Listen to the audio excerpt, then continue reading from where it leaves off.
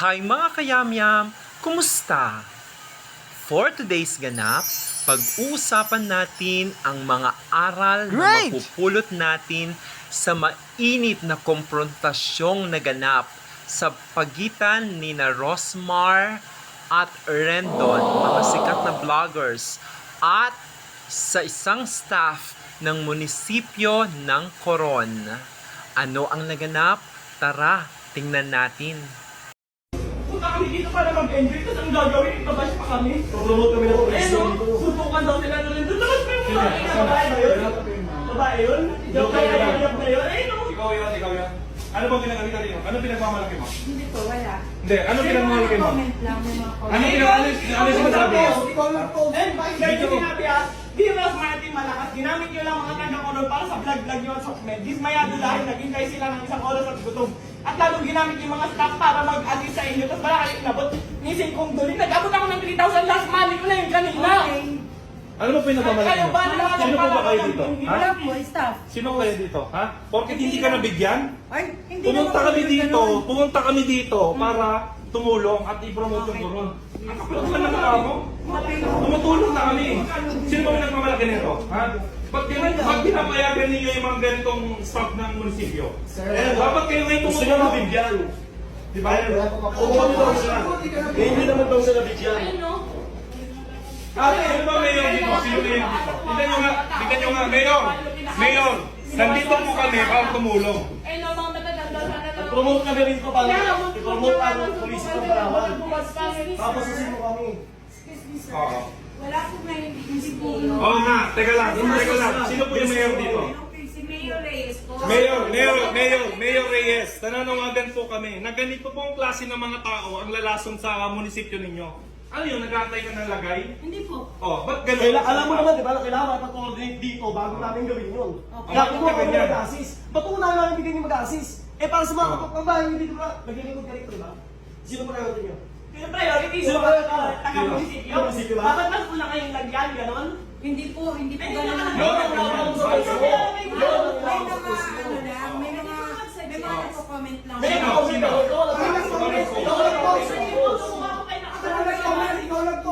Pinangalanan mo, nalagyan mo, Del Rosmar, di ba? Ayun, sino wala ka masabi? Ako. Legal case na lang, so na lang natin. So, natin yan. Ilan ba? Lahat na lang sa picture. Sir, pwede po magsalita? Dito po, si Mayor po nasa truck. Hindi, gusto lang namin iklaro. Ano po ba ang tama? Sangayon po ba kayo sa ginawa niya na pinahiya niya kami? Hindi kami galit sa lahat ng tao dito ha, sa nag-post lang. Dahan-dahan lang po. Wala kayo ha, sa nag-post lang. Hindi namin bigay namin. Sa nag-post lang. Nakaka-renage, lahat po kami kasali sa Hindi, isa lang.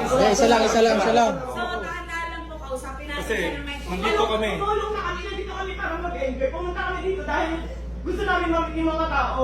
Pinost ko kung ano na ipamimigay namin. Nakapost naman din, ah. Yung grocery kong gano'n. Ako tanong masama. Wala Ako lang, ano ba yung nakalagay? Ikaw lang. Hindi, okay lang. Ang tapang-tapang mo sa S, kayo Kung may nag-post pang iba, bakit ka mag-i-post? Sabi ko diba? Taga-munisipyo ka. Taga-munisipyo ka, alam mo. Dapat di ka lang dyan sa ganun. Hindi, tsaka niyaya mo na suntukan eh. Bakit mo niyayaya na suntukan? Eh, bakit pinilabayan ka ngayon? Hindi, hindi, Dapat Hindi. kasama mo. ipa-explain natin bakit mo siya niyaya. Wala lang. Tip mo lang, gano'n. Sir, ako muna kayo, sir.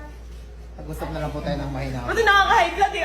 Hindi, kasi kami. binastos Wait kami. lang nga, ito So, ah. deserve yan Ang na sasabihin pa niya, para daw sa pagbablog. Kumikita pa ako dyan sa pagbablog na hinayumak na yan. Kasi Oh, may pinost pa akong video, naka-live lang ako. Kumikita ba yun? Hindi ko kailangan. Atin na po, promote ng Palawan. Sige, Kaya nga, ngayon, hindi ka mo pagkita dyan. Gano'n ka sa mga ugali mo. Para yung mga taga-Kalawal, ganyan umaasa ng lagay sa munisipyo. Grabe kayo. Mayor, masisira ka dito. Nandito po kami. Ang yabang. Ano? Ang yabang mo ako Alam mo, ang yabang ng pagbumuka. Tumulong na kami. Kami pa yung masama. Paano nakakasal to? Ano pangalan ng mayor? Hindi ko bigyan Tigas sa sa mukha na ito. Tigas sa mukha na ito. Hindi po ako nagyayabang. Public servant ka ba naman? At yan na nga ang mga kaganapan sa Coron, Palawan. Ang mainit na komprontasyong naganap sa pagitan nila Rendon at Rosmar at sa isang staff ng munisipyo. Ano-ano nga ba ang pwede nating mapulot dito mga kayamyam? Una, kailangan maging responsable tayo sa ating mga aksyon. Kung ikaw ay isang government employee, dapat ikaw ay nagiging ehemplo sa mga tao sa inyong lugar, sa mga aksyong gagawin. Kung feeling ng staff ng munisipyo ay may problema, kailangan harapin niya yung problema. At ang makakasolve lang niyan ay sina Rosmar at Rendon. Hindi kailangang mag-post sa social media para manghikayat ng mga tao na i-bash ang mga vloggers. Kailangan sa tingin ko ay pag-usapan na lang ang naging problema para hindi lumala at hindi tumaas ang emosyon. Sa parte ng mga vloggers, the mere fact that somehow sila ay mga sikat na vloggers, sila ay maituturing na mga public figures. Madaming mata ang nakatingin sa kanila. Lahat ng gagawin nila, syempre pwedeng magkaroon ng kakaibang meaning sa public. Kaya kailangan ma-maintain nila ang kanilang composure, ma-maintain nila ang kanilang pagiging professional in dealing with a certain situation. Like halimbawa, nalaman nilang nag-post ang staff ng munisipyo ng mga bagay na makakasira sa kanila, dapat kinausap nila in private yung staff, hindi dapat napahiya ang staff, at syempre, dapat hindi dinuruduro ang staff. Kasi ito ay tao na nagkakamali. Lahat naman tayo mga kayamyam nagkakamali, di ba? Isang napaka-importanting aral na mapupulot natin dito mga kayamyam ay ang pagbibigay respeto. Hindi ibig sabihin na isa kang sikat na tao ay pwede mo nang sabihin kahit ano sa kapwa mo, lalong-lalo na kung ito ay nakakababa sa pagkatao ng kapwa mo. Kailangan isaalang-alang natin ang ating responsibilidad sa ating sarili at syempre sa ating kapwa. Lahat ng gagawin natin ay sasalamin sa ating pagkatao. Ang isa pang aral na pwede nating matutunan sa sitwasyon ay lahat pwedeng daanin sa mabuting usapan kung marunong makinig ang bawat involved na personalities.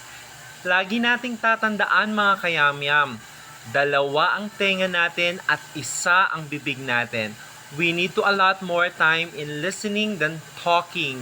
Kung meron lang sana kila Rosmar, Rendon, or sa staff ng munisipyo na marunong makinig, hindi sana magkakaroon ng mainit na komprontasyon at hindi sana lalala ang problema. At panghuli mga kayamyam, ang aral tungkol sa pagpapatawad. Lagi nating tandaan, lahat tayo ay nagkakamali, lahat tayo ay nakakagawa ng hindi maganda. Pero bilang tao, syempre kailangan bigyan natin ng second chance ang ating kapwa. Kung nagkamali man sila sa atin, patawarin natin sila.